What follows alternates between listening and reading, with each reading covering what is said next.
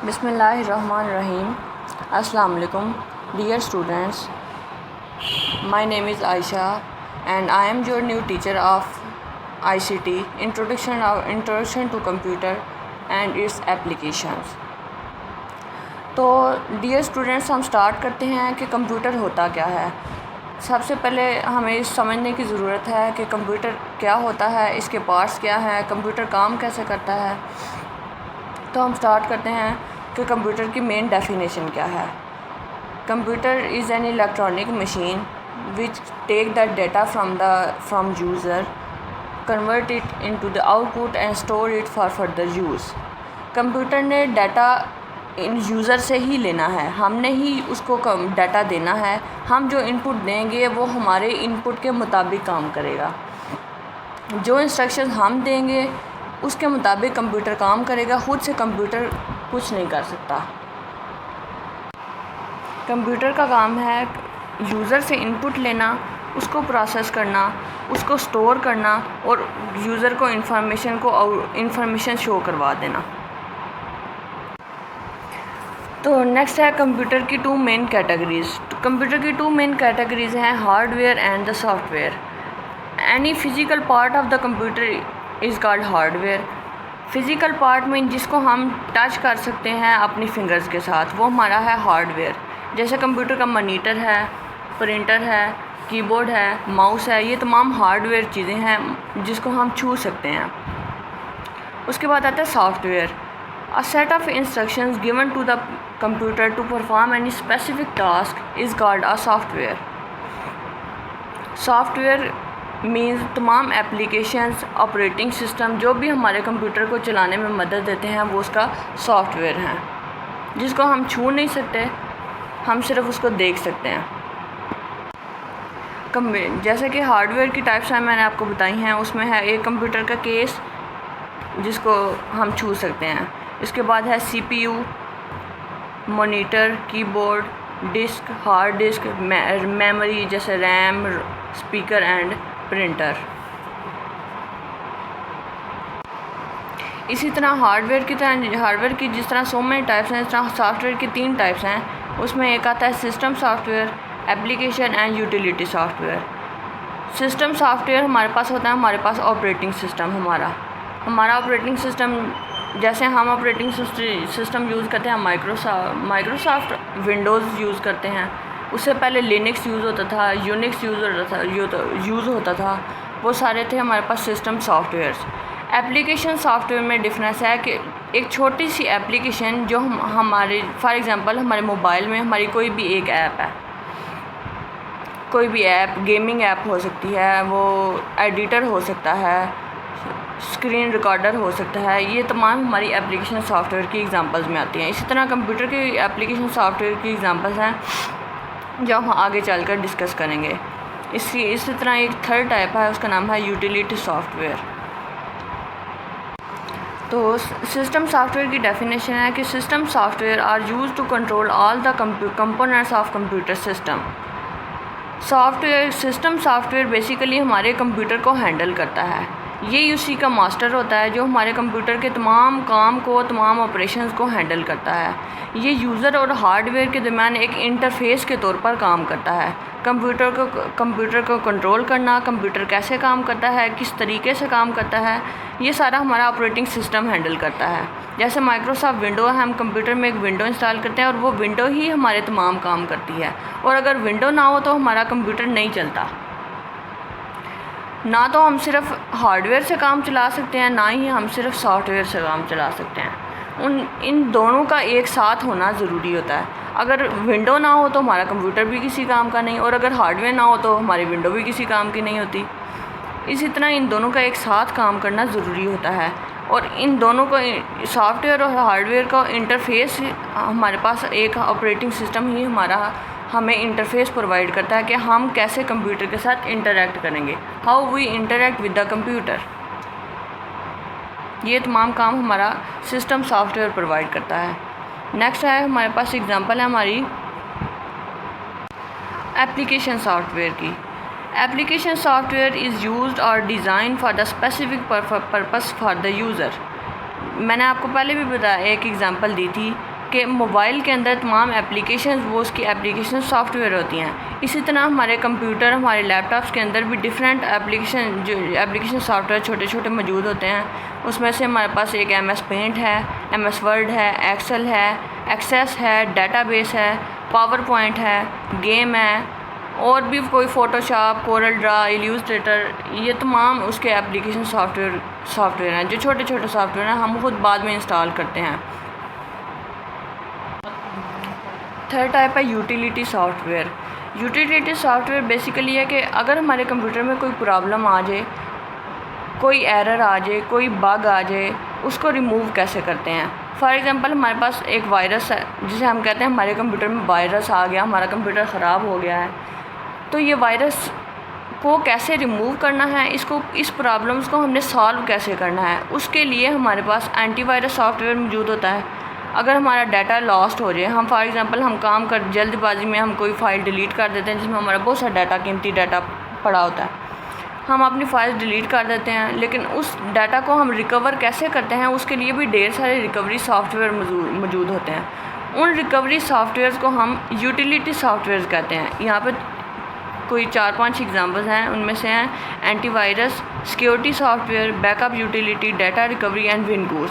ये तमाम utility software की एग्जांपल्स हैं जो हमारे प्रॉब्लम्स को रिमूव करती हैं, उसको सॉल्व करने की कोशिश करती हैं। सो डियर स्टूडेंट्स, हमारा नेक्स्ट टॉपिक है बिट्स और बाइट्स। बिट्स बेसिकली कंप्यूटर का बाइनरी डिजिट है जिसके अंदर कंप्यूटर डाटा को स्टोर करता है। कंप्यूटर को हमारी लैंग्वेज तो समझ नहीं आती, इसलिए उसको सिर्फ एक लैंग्वेज 0-1 बाइनरी लैंग्वेज उसको समझ आती है जिसको हम मशीन लैंग्वेज कहते हैं। कंप्यूटर सिर्फ 0 और 1 की ज़ुबान समझता है, 0 और 1 में ही डाटा को स्टोर करता है। 0 और 1 इनमें से एक बिट है, एक 0 और एक 1 डिजिट है बेसिकली ये एक। उसके बाद हमारे पास अगर कलेक्शन ऑफ 8 बिट्स ले लें, 0 1 1 0 0 1, तो 8 बिट्स मिला के हमारे पास एक बाइट बनता है। एनी कम्बिनेशन ऑफ 0 और 1 इज़ कॉल्ड बाइट। इनमें हमारे पास 8 बिट्स आती हैं 1 बाइट के अंदर। अब हमारे पास कंप्यूटर में 0 और 1 में डाटा स्टोर होता है। कंप्यूटर 0 को ऑफ समझता है, 1 को ऑन समझता है। अगर हम कंप्यूटर में एक फॉर एग्ज़ाम्पल हमारे पास एक टेबल है, वो ऑन ऑफ, कंप्यूटर में बाइनरी टेबल है, और जो हमारा बाइनरी टेबल है वो में तमाम डाटा 0 1 1 0 में के अंदर स्टोर होता है। कंप्यूटर की मेमोरी में सिर्फ 0 1 1 0 डिजिट ही स्टोर होते हैं, क्योंकि कंप्यूटर सिर्फ उन्हीं को अंडरस्टैंड करता है। कंप्यूटर 0 1 1 0 को उसके बाद दोबारा हमारी अल्फ़ाबेट्स में कन्वर्ट करके हमें वो नंबर शो करवाता है। हम उसको एज आ इनपुट देते हैं, वो ABC या अपना नाम, जिस तरह भी हमारा नाम होता है हम उसको स्पेलिंग वो देते हैं, लेकिन कंप्यूटर उसको 0 1 1 0 फॉर्म में कन्वर्ट करते हैं ASCII कोड्स यूज़ करते हुए।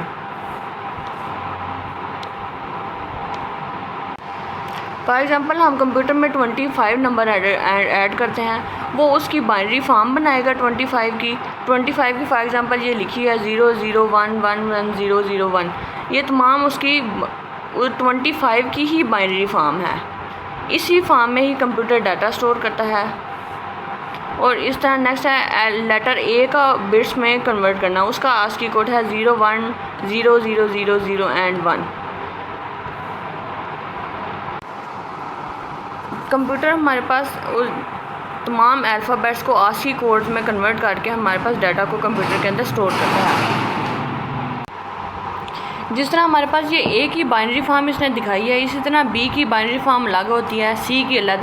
इसके डिफरेंट कोड्स हैं जो अमेरिकन स्टैंडर्ड्स ये कोड्स होते हैं। B के अलग होंगे, C के अलग होंगे, D, E, इस तरह सो ऑन Z तक इसके अल्फ़ाबेट्स के ASCII कोड्स डिफरेंट होते हैं। अगर आप अपने नाम को ASCII कोड में लिखना शुरू करें ना, तो वो मेरे ख्याल से 1000 से ज़्यादा डिजिट्स बन जाएंगे कंप्यूटर की ज़ुबान में। कभी कोशिश कीजिएगा अपने नाम को बाइनरी कोड में लिखने की। आज इंटरनेट पर सर्च कीजिएगा ASCII कोड में आपका नाम किस तरह बनता है। नेक्स्ट क्लास में हम ये डिस्कस करेंगे। अपना नाम मुझे बताना कितने कोड्स बने थे, क्या क्या बना हुआ था। नेक्स्ट है कंप्यूटर के 3 डिफरेंट ऑपरेशंस। कंप्यूटर फंक्शंस क्या परफॉर्म करता है। Input, processing and output.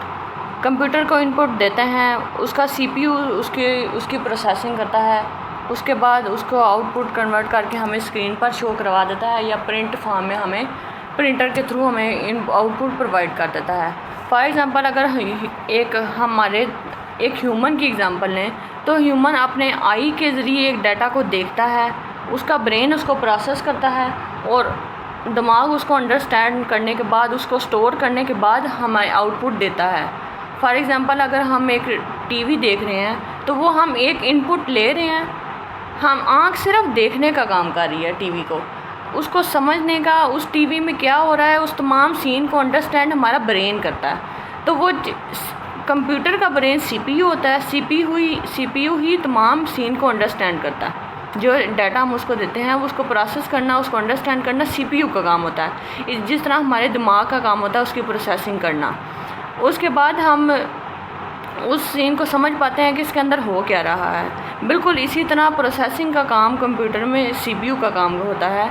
CPU processing करता है और तमाम डाटा को अंडरस्टैंड करता है, उसको कैलकुलेट करता है, उसको समझना, सोचना, वो सब उसी का कंप्यूटर का जो एक बेसिकली ब्रेन है ना, वो एक CPU ही होता है। और अगर CPU ना होना तो कंप्यूटर कुछ भी परफॉर्म करने के काबिल नहीं होता है। कंप्यूटर का इंफॉर्मेशन प्रोसेसिंग साइकिल देख लेते हैं। तो वहाँ 4 इसके अंदर फंक्शन है: input, processing, output and storage. Input keyboard के ज़रिए या माउस के ज़रिए हम कंप्यूटर को इनपुट देते हैं। प्रोसेसर जो होता है उसको प्रोसेसिंग करता है। उसके बाद मेमोरी, रैम, रोम के अंदर उसका डाटा स्टोर करता है। उसके बाद आउटपुट हमें मॉनिटर के थ्रू शो करवा देता है। इनपुट क्या होती है? इनपुट कोई भी कमांड जो हम थ्रू माउस और थ्रू कीबोर्ड हम कंप्यूटर को देते हैं वो हमारे पास इनपुट आ जाती है। A computer receives data or input via input devices such as keyboard, monitor, keyboard and mouse. Next है प्रोसेसिंग की डेफिनेशन देख लेते हैं डिटेल में। Computer perform various operations on the data to transform it into the information में convert करने के लिए कंप्यूटर को प्रोसेसिंग की ज़रूरत होती है, जो हम CPU के थ्रू करते हैं।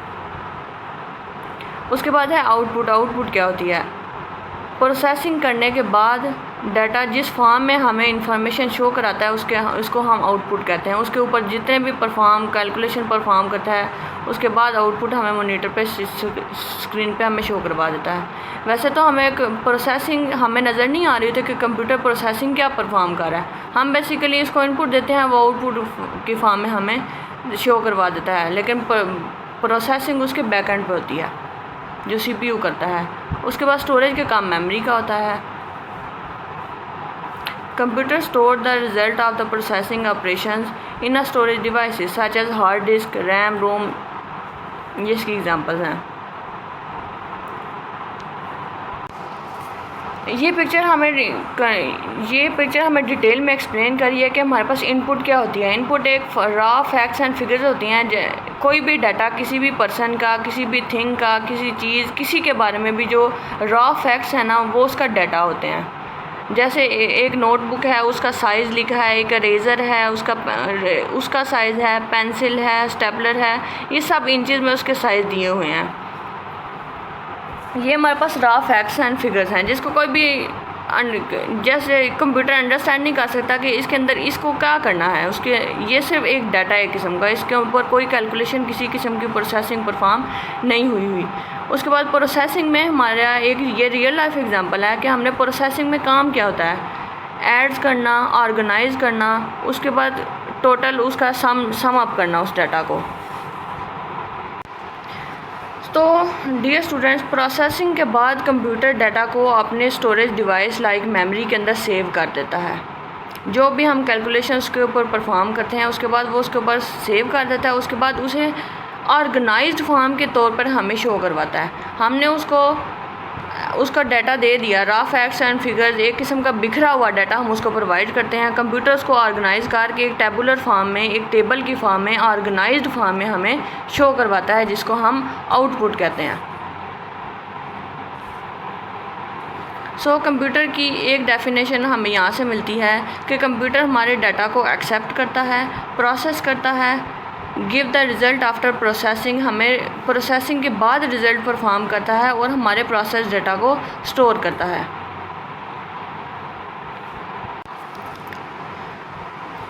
तो डियर स्टूडेंट्स, आज आई होप आपको लेक्चर आज का समझ आ गया होगा। कंप्यूटर के काम कैसे करता है, ये सारा अब हमने कंप्यूटर की डेफिनेशन को ही एक्सप्लेन किया है। आज का लेक्चर, क्योंकि हमारा फर्स्ट लेक्चर था हमारा साथ में, तो आज का हम लेक्चर छोटा रखते हैं। तो डियर स्टूडेंट्स, अगर आपके कोई क्वेश्चन है इससे रिलेटेड, आपको कुछ समझ नहीं आया, तो वो आप यूट्यूब वीडियो के नीचे कमेंट करके अपने तमाम क्वेश्चन जो हैं वो कमेंट्स में मुझे नोट डाउन करवा दें। मुझे समझ आ जाएगा कि आपको किस किस्म के क्वेश्चन हैं। उसके बाद हम जूम मीटिंग के अंदर नेक्स्ट हम डिस्कशन कर लेंगे। सो आज का क्लास इतनी ही थी। अल्लाह हाफिज़।